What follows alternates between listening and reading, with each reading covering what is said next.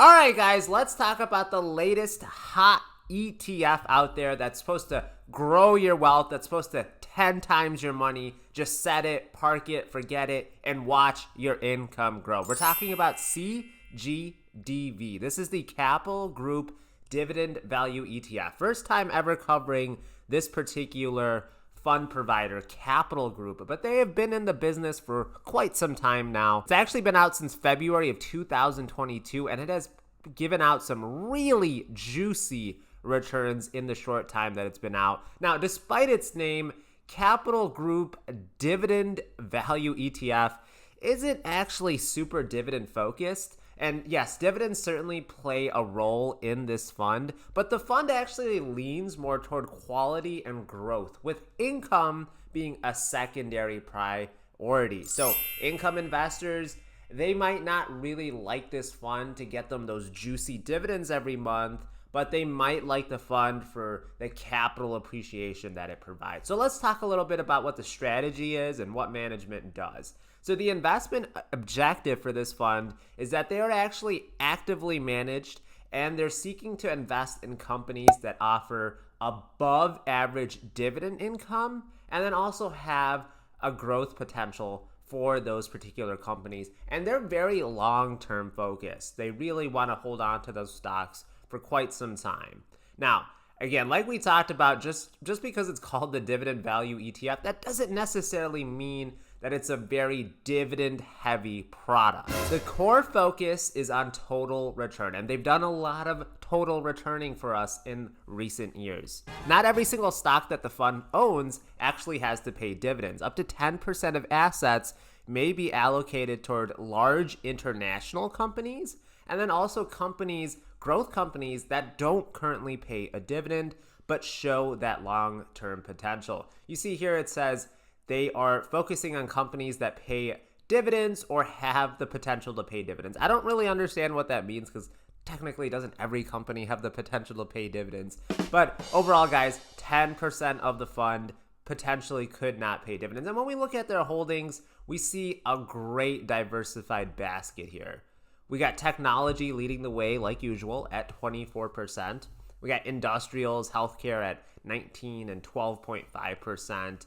And then we're pretty diversified across all the different sectors. Pretty solid fund for some of that diversification. 57 holdings in total, so not very big at all. When we look at the top 10 holdings, we're talking about companies like Microsoft, Broadcom, RTX, right? That's been in the news a lot. There's recent events happening here. So British American Tobacco, again, another great dividend-paying company. GE Aerospace, a big pharmaceutical company, Eli Lilly. And then, of course, the Facebooks out there, Carrier, Philip Morris, another tobacco company, the Starbucks is to sell coffee. Now, the top 10 make up 40% of the fund, so pretty top-heavy there, given that there's only 57 holdings in total. And actually, the top 25% of holdings make up 75% of the fund. So again, they're looking for quality companies, they're looking for stability, and they're looking for some moderate growth. And this is how we end up with this portfolio of some fantastic companies. So we notice like some of the top holdings like Microsoft, Broadcom,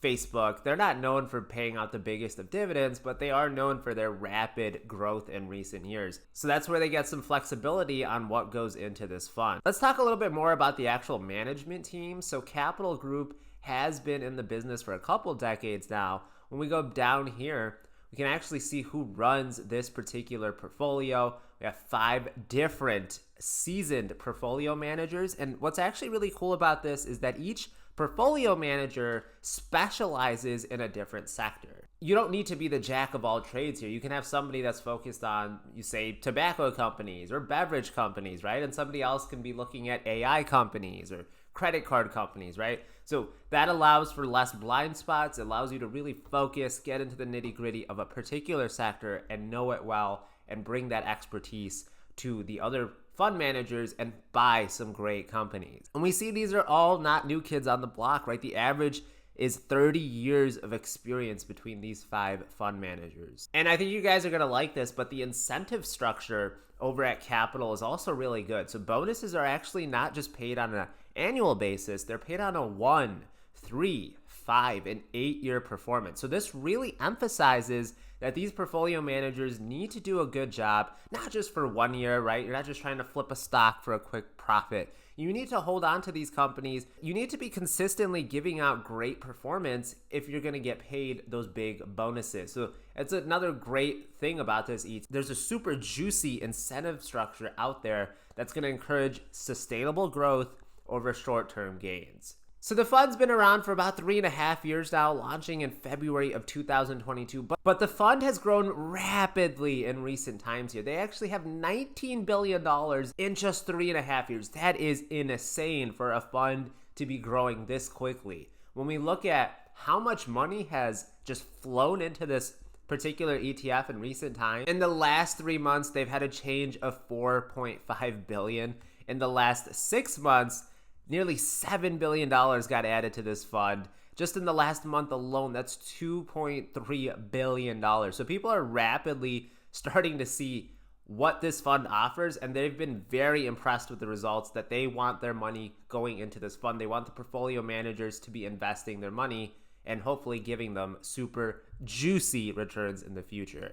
And for an actively managed fund, a 33 basis points expense ratio is actually super cheap. Like most professional, large, high net worth asset managers, they're going to charge well over 1-2% to manage your money. So getting this for 33 basis points, I think that's actually a pretty good steal. That's still nowhere near as cheap as just a passively managed S&P 500 fund that's often around like 3 basis points.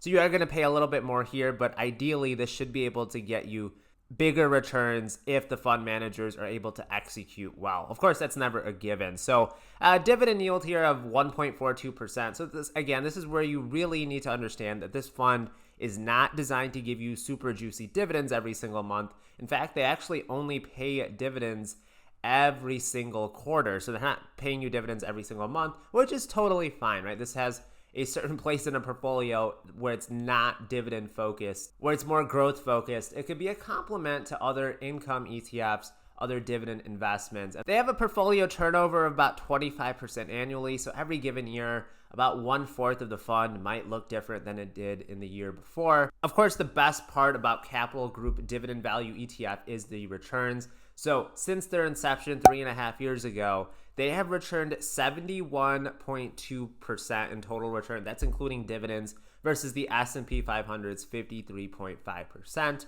When we annualize that, that's actually a 17.3% return every single year versus the S&P 500's 13.6%. So that's actually an amazing return. To beat the S&P 500 in any given year is very hard. To do it for 3 years now, that's something that less than 10% of people do. To consistently beat the market is super hard, guys. But this fund has shown that it can do it in the short time that it's been out. And I feel like the reason they're able to do this is when they're constructing their portfolio, they're looking for specific criteria. They really focus on forward-looking fundamentals. So it's not what have you always done for me. It's not what have you done for me in the past. It's, hey, what are your earnings per share growth forecast? What's your PEG ratio? The PEG ratio for this fund is around, on average, 1.5. And that's actually very reasonable given the high quality of the holdings, right? This is a ratio that looks at what future earnings and growth might be. So they're not overpaying for companies, and that's not going to eat into the returns over the long run. They have a lot of valuation discipline. And yes, while this fund might have a little bit of a tilt toward tech, compared to the overall market, it's actually underweighted in there. So you're actually investing in a fund that's not completely all into tech like so many others there. And it just has a lot of defensive names in there, right? We got the tobacco companies, the beverage companies. So yeah, I know a lot of you might be a little bit bummed out about the dividend yield. It's just slightly higher than the S&P 500. But that's because they're going to be investing in growth companies that often reinvest their earnings instead of paying that out in the form of dividends. Historically, though, this fund has never yielded more than 2%. If income is your main goal,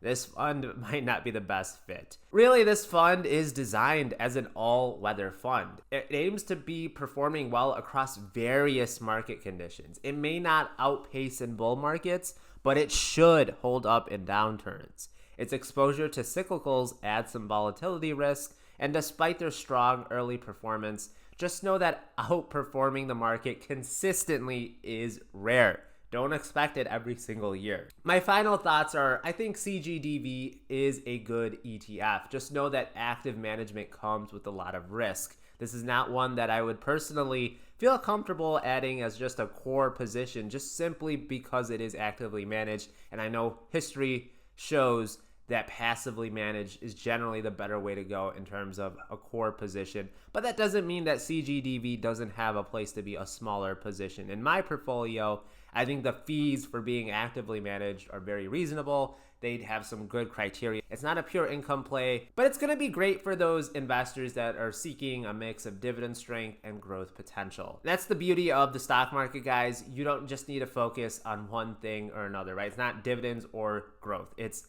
a nice blend of both. So do I think CGDV is worth all the hype that it's been getting? Yes, absolutely. This is a great fund here. Let me know what you guys think in the comments below. Thank you to all my Patreons that get full access to my full 260,000 plus portfolio. Make sure you leave a like for a small time YouTuber. Make sure you're subscribed because I make videos like this all the time. And I look at my wife and I told her, I said, honey, we're gonna be rich. Not just rich, we're gonna get filthy rich. It's crazy how rich we're gonna get.